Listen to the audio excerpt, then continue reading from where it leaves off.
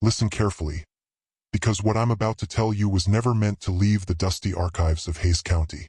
In the winter of 1899, Kansas froze harder than it ever had before. The wind howled across the empty plains like a voice from another world, and the snow buried families alive in their homes. But the cold wasn't the true killer. No, the real death came from inside the town itself, from two men everyone thought they could trust. Their names were Thomas and Samuel Parker, and while neighbors huddled for warmth, praying for survival, the Parker brothers lit their furnaces.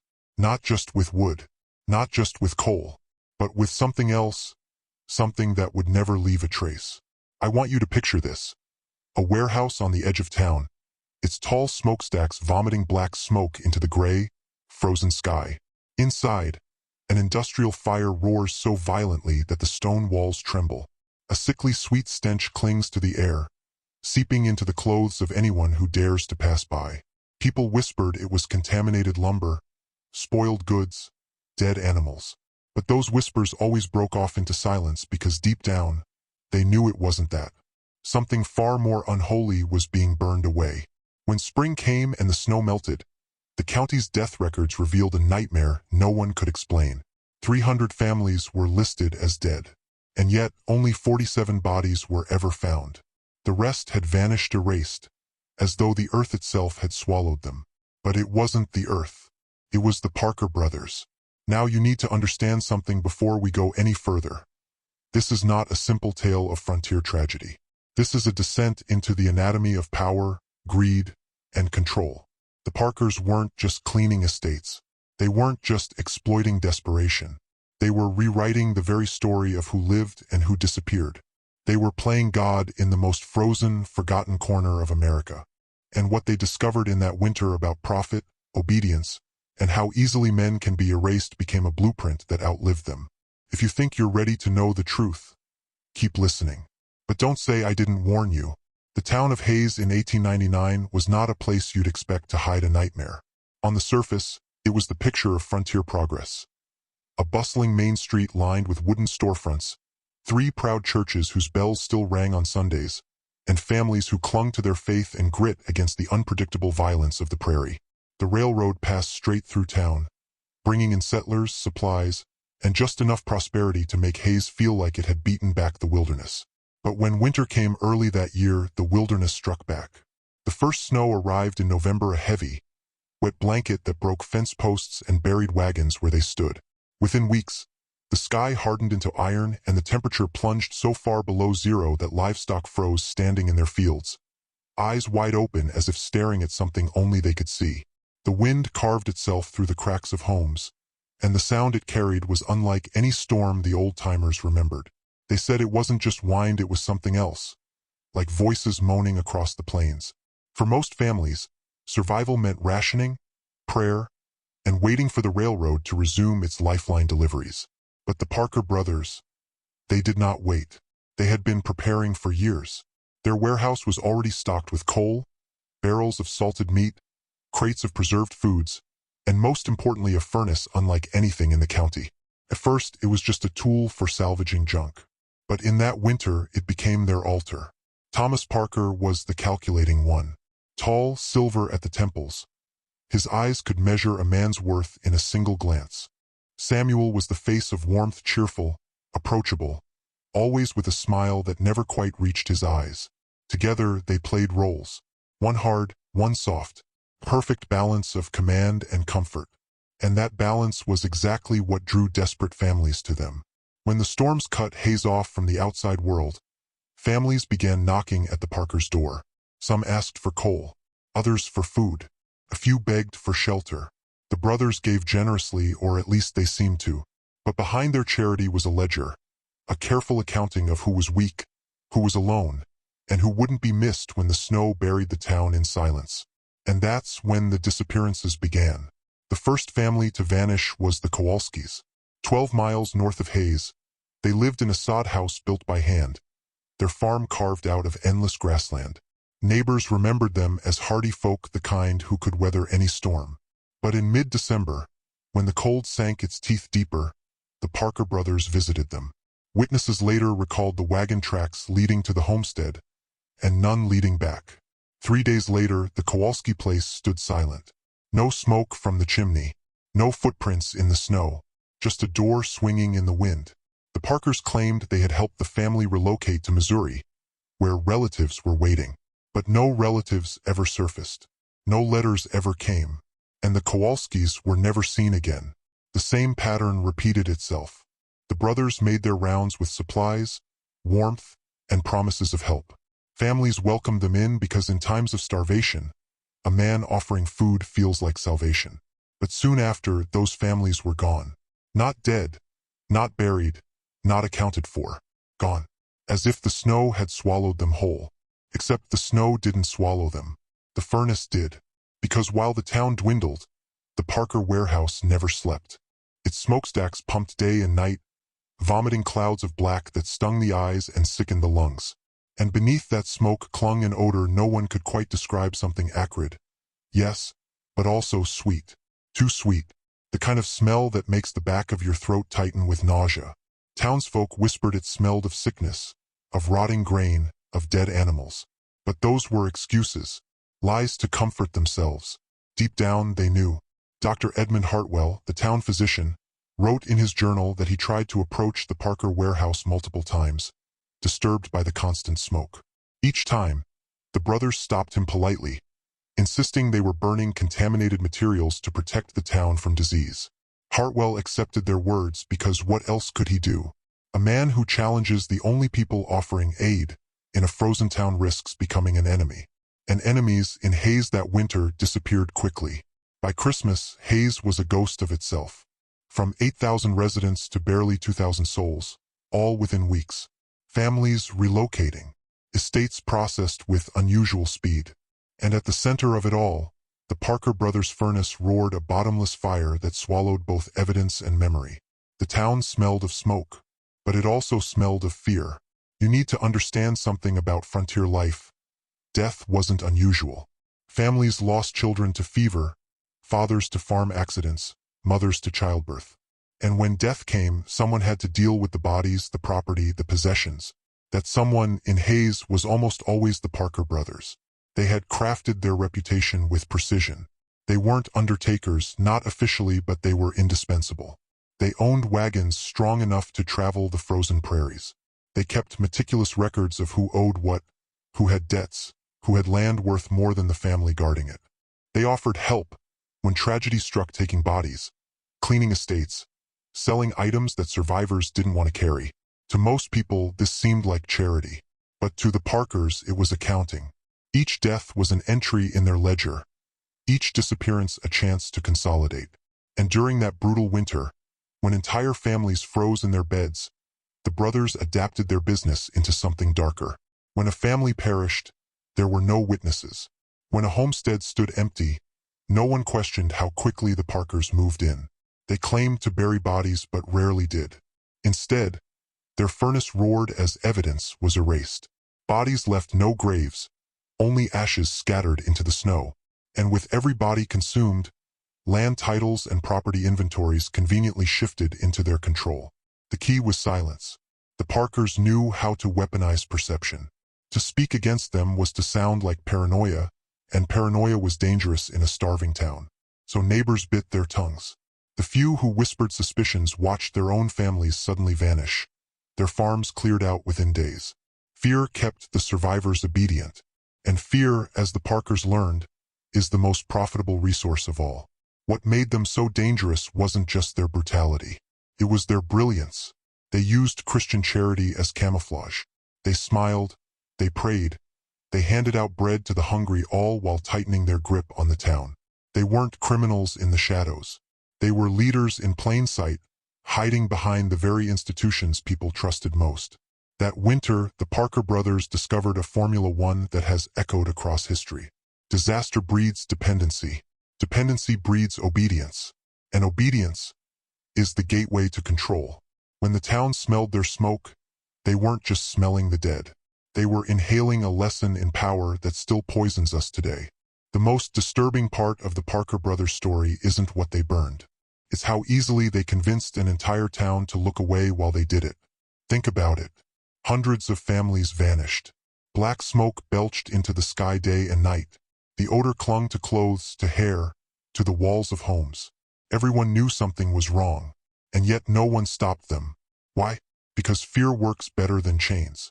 The Parkers understood psychology in a way most men never will. They knew that in times of crisis, survival drowns suspicion. When you're freezing, starving, watching your children cough in the night, you will accept help from anyone even if it costs your soul. The brothers played this truth like a violin. They gave food to some families, coal to others, shelter to the most desperate. But every gift came with an unspoken condition: loyalty, silence, obedience. And the townspeople obeyed, not because they trusted, but because they feared being cut off. In a winter like that, exile meant death. To question the Parkers was to risk becoming invisible. And invisibility in Hayes was permanent. This is how control really works. Not through open violence, not through dramatic displays of force, but through quiet dependency. The Parkers became the invisible government of Hayes. The churches echoed their names in prayers. The sheriff deferred to their good judgment. The record keepers adjusted paperwork at their suggestion. Even the doctor, who smelled death in the smoke, bowed his head and walked away. And here's the lesson buried in the snow of 1899. Institutions don't protect you. They protect themselves. The Parker brothers didn't seize the town by breaking its systems, they seized it by mastering them. They turned charity into a weapon, faith into a mask, law into a ledger. They proved that when men are desperate, morality is cheap. This is why history repeats. Because the blueprint doesn't change. Crisis, dependency, obedience, control. The Parkers discovered this formula on the frozen frontier. But others learned from it. Governments, corporations, movements that smile in your face while tightening the rope around your throat. And if you think this is just history, you've already fallen into the same trap the town of Hayes did. By January of 1900, Hayes no longer felt like a town. It felt like a stage set, the empty shell of a community where most of the actors had already been removed. Families once seen at church or in the market square had evaporated overnight. Homestead stood frozen, doors unlatched, windows cracked with frost. And yet the Parker brothers carried on, smiling, working, as if nothing unusual had happened. Their warehouse became the new center of gravity. Not the church, not the sheriff's office, not the courthouse. Everything revolved around the smokestacks that never stopped burning. People gathered there daily, some to buy salvaged goods, others to beg for help. And in those moments, Thomas and Samuel Parker held court like monarchs disguised as merchants. Every family's fate could be traced back to their decision. Who received food, who was denied, who was quietly added to their list of disappearances. But the strangest part wasn't just the volume of missing people. It was the pattern. Witnesses years later described how entire families vanished on precise intervals, often 3 days apart. Like clockwork, almost ritual.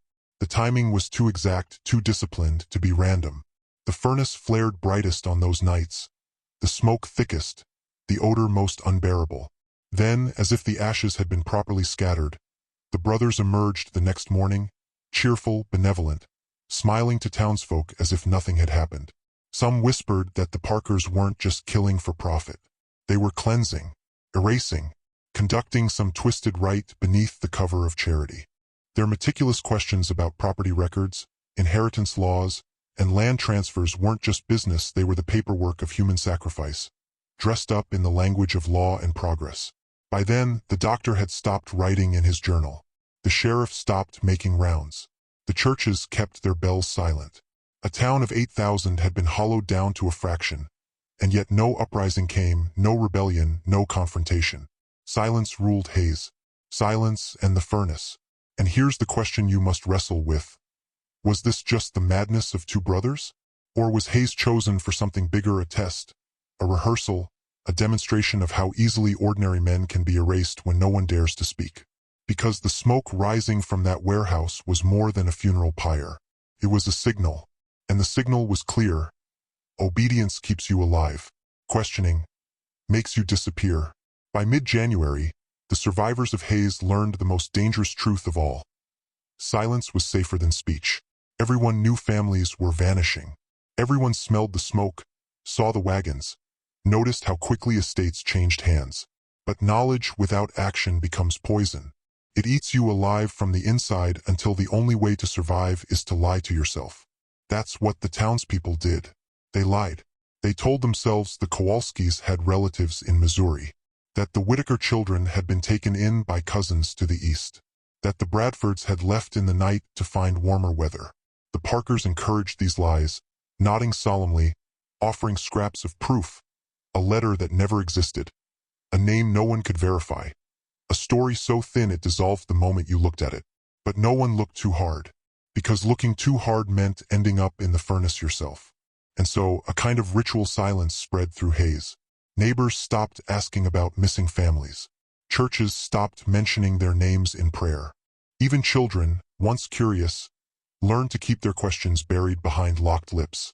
The town became complicit not through malice, but through terror. They weren't just survivors of a winter storm. They were survivors of a psychological experiment. This is how obedience works. It doesn't need to be declared. It doesn't need uniforms or speeches or threats shouted in the street. True obedience is invisible. It's when people silence themselves, censor their own questions, and bow their heads without needing to be told. The Parkers had turned the entire town into accomplices not by force, but by engineering an atmosphere where silence was synonymous with survival. And here's where the lesson sharpens like a blade. When men grow comfortable with silence, atrocities don't just become possible. They become inevitable. The Parker brothers didn't invent this principle. They discovered it, perfected it, and history has been feeding on it ever since. The black smoke over Hayes wasn't just the cremation of bodies. It was the cremation of courage, of dissent, of the human instinct to resist. By the time spring arrived, most of the survivors weren't asking what had happened. They were praying that no one would ever ask them. And that is how control cements itself. Not through fire, not through chains, but through silence willingly worn like a shroud. For decades, the story of Hayes in the winter of 1899 was little more than a whisper, a rumor half remembered, spoken in low tones by old men who'd seen the smoke and lived to tell about it. But whispers alone don't survive a century. Paper does. And in a water-damaged basement of the Hayes County Courthouse, a box of records waited in the dark for someone brave enough to open it. Inside were death certificates that didn't match the bodies, property transfers signed in suspiciously quick succession, ledgers written in the precise, slanted hand of Thomas Parker, listing names beside numbers, as if entire families were nothing more than debts to be settled. These weren't just business records. They were an anatomy of disappearance. One document stood out among the rest, a county census sheet from January 1900. It listed over 300 families as deceased, frozen to death in the storm. Yet when investigators decades later compared the names, they found only 47 graves in the town cemetery. 47. The math didn't just fail to add up, it revealed something far more sinister. The majority had been erased without burial, without record, without trace. Alongside the official documents were fragments of testimony statements taken years later from surviving townspeople. Most were riddled with fear, as if even in old age they still felt the eyes of the Parker brothers upon them. One woman admitted she saw wagon loads of bodies hauled into the warehouse at night. Another confessed she heard screams behind the warehouse walls, but told herself it was the wind. A third, a former employee, described shoveling ash so fine and gray it clung to his skin for weeks. He swore it wasn't wood. What's most chilling is that none of these accounts were ever pursued by the law. No trial was held. No official charges brought. The county absorbed the disappearances as if nothing had happened. The Parkers went unpunished, their names quietly removed from local memory, as though history itself had been bribed into silence. But here's the truth buried in those damp courthouse boxes. This wasn't just frontier tragedy. It was frontier cleansing, a systematic erasure hidden beneath paperwork and smoke. And the fact that the system allowed it to remain buried for more than 100 years should make you ask yourself, how many other Parker brothers have rewritten history while the rest of us swallowed silence like snow? The more you study the Parkers, the more you realize this was never just about one town in Kansas. Hayes was a microcosm, a laboratory where human obedience was tested under the pressure of cold, hunger, and fear. And the brothers proved something terrifying. When disaster strikes, truth can be rewritten faster than ice freezes on a window pane. Think about it. A town of 8,000 dwindled to less than two. Hundreds of families disappeared. The smoke was visible, the stench undeniable, the paperwork sloppy at best. Yet no one resisted. No one exposed it. The institutions church, law, medicine folded themselves neatly into the Parker system, trading integrity for survival. And when the thaw came in spring, silence hardened into history. Does that sound unique? Or does it sound familiar? The Parker brothers didn't vanish into the snow. Their lesson didn't die with them. What they discovered that crisis breeds dependency, dependency breeds obedience, and obedience erases memory has been recycled over and over again. Not just in forgotten Kansas towns, but on scales so large you can barely grasp them. Look at the plagues that swept through Europe. Look at the breadlines of the Great Depression. Look at wars, financial collapses, even modern disasters. Each one produces the same cycle. Crisis makes you desperate, desperation drives you into the arms of those who claim to save you, and in that embrace you lose not just freedom but the courage to even question. The Parkers may have burned families in a furnace, but others have burned nations in the fires of ideology, propaganda, and manufactured fear. This is why Hayes matters. Not because of what two men did in one brutal winter, but because of what their story reveals about us. About how easily ordinary men accept the unacceptable. About how silence spreads faster than fire. About how obedience can be engineered without ever raising a sword. The Parker brothers were not anomalies. They were pioneers of control. And if you think you're immune to what they perfected in 1899, look again at your world. Look at the smoke rising from the furnaces of today, not coal, not bodies, but information, distraction, control systems that keep you obedient without you even realizing it. Hayes is not past tense. It is a mirror, and if you dare to look into it, you'll see yourself staring back. When you strip away the snow, the smoke, and the blood, what the Parker brothers really left us was a formula. And that formula has outlived them, because the truth is, you are living inside it right now. Think carefully. Every time disaster strikes, a financial crash, a terror attack, a pandemic, a war, what happens?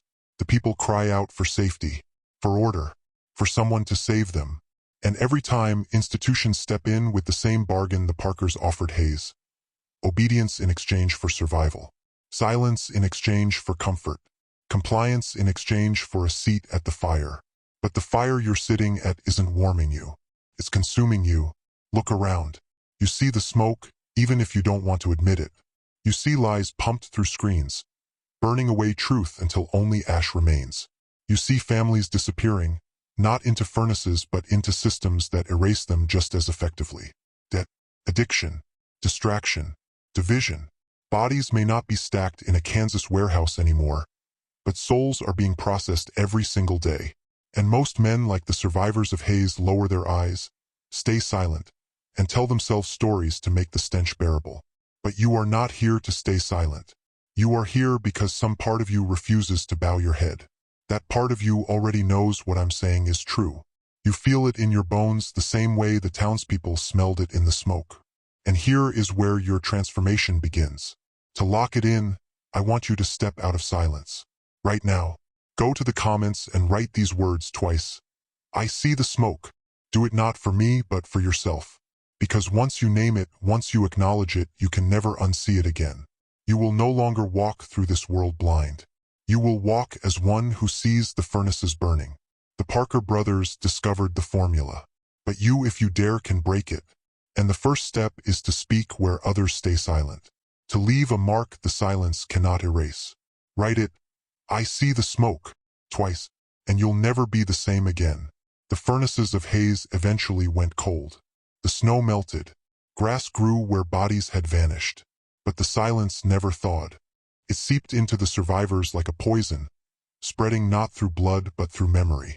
Ask yourself, what happens to a child who grows up in a house where the truth is forbidden? Where the adults lower their eyes whenever the past is mentioned? Where the smell of smoke is denied, even as it clings to their clothes? That child learns something deeper than words. They learn that silence is survival. They inherit obedience like a birthright.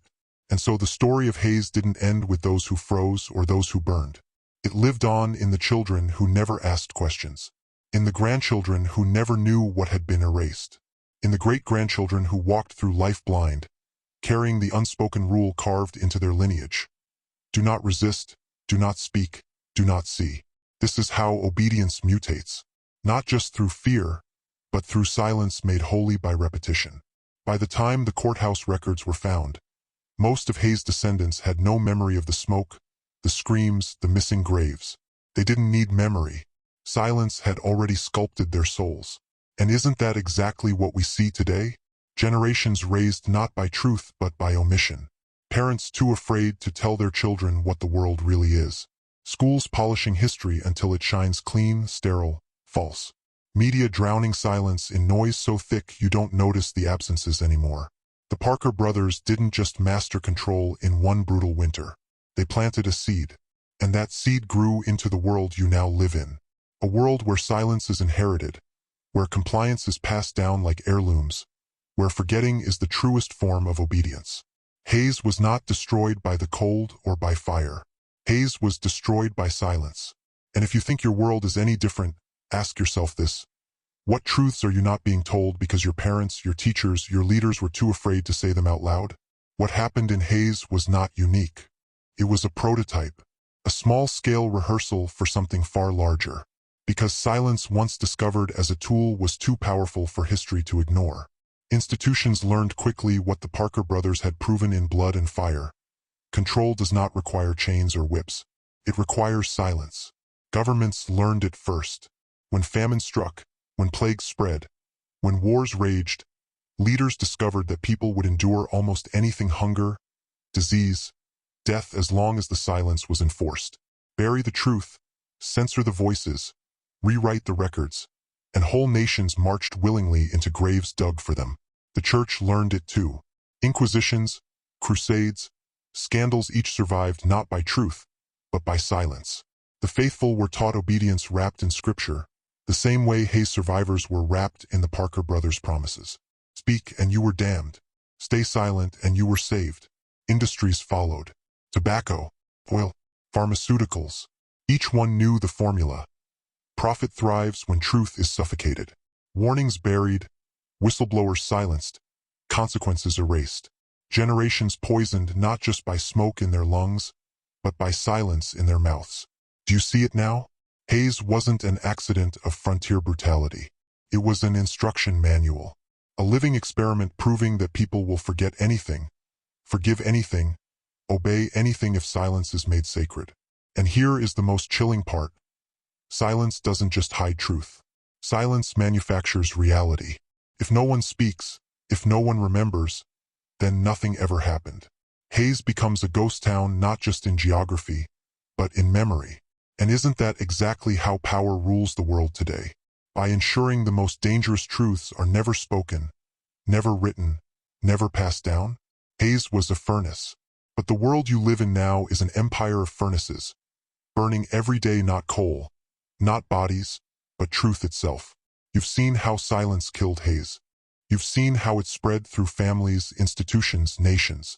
But now comes the part no one escapes. Silence has already touched you. Think back. How many times have you bitten your tongue when you knew the truth?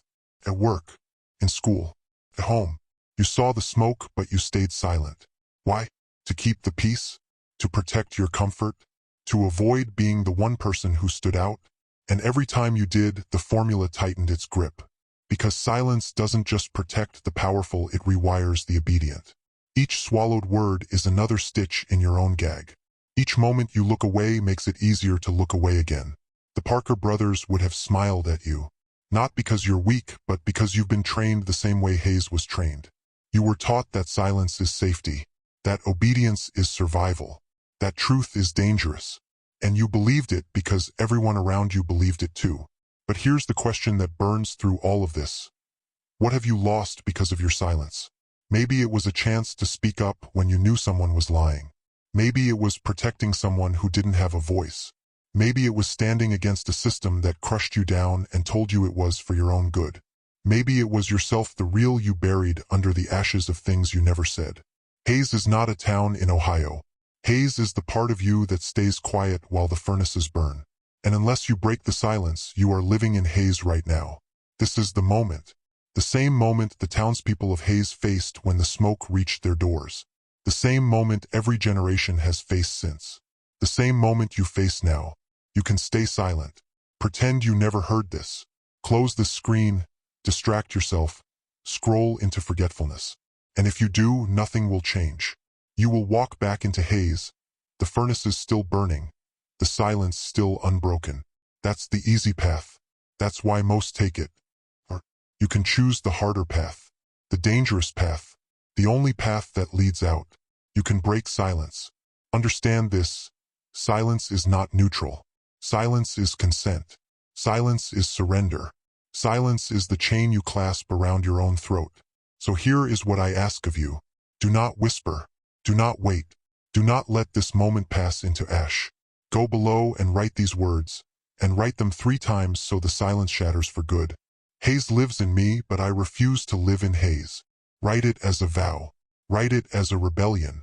Write it as a warning to the world that you will no longer feed the furnaces with your obedience. When the people of Haze bowed their heads, the Parker brothers won. When you raise your voice, even in a simple sentence, you break the formula they left behind. You take back what silence stole. Do it now. Write it. Break haze. Burn silence instead of letting silence burn you. Because history is watching. And this time, it does not forgive the silent. The furnaces of haze have long since turned to rust. The courthouse is only stone and dust. The fields where the children once played are empty, swallowed by weeds. On the surface, haze is gone. But listen closely. When the wind cuts through those broken timbers, when night falls heavy on that forgotten ground, there is still a sound. Not of voices, not of screams, but of silence vast, thick, endless silence. The silence that killed haze has not died. It waits, and now it waits inside you. You can hear it if you're still enough. That tug at the edge of your conscience when you see something wrong and say nothing. That tightening in your chest when you swallow words you know should be spoken. That is haze. That is the silence pressing against your ribs, begging to be obeyed. But silence is not inevitable. It is a choice, and choices spread like fire. If one person speaks, the air stirs. If 100 speak, the silence fractures. If thousands speak, the furnaces collapse into ash. The Parker brothers believed silence would outlive everything. They were almost right, but almost is not forever. Haze is not history. Haze is a mirror, and if enough of us break it, then the reflection ends here. The furnaces do not need to burn again, unless you let them. Haze isn't gone. It waits in every silence we keep. But tonight you can break it. Write the words in the comments. Haze lives in me, but I refuse to live in haze. Do it 3 times as a vow.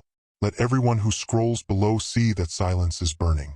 And if you're ready to go deeper, subscribe not just to watch, but to join those who remember. Because silence feeds on forgetting. And here, we do not forget.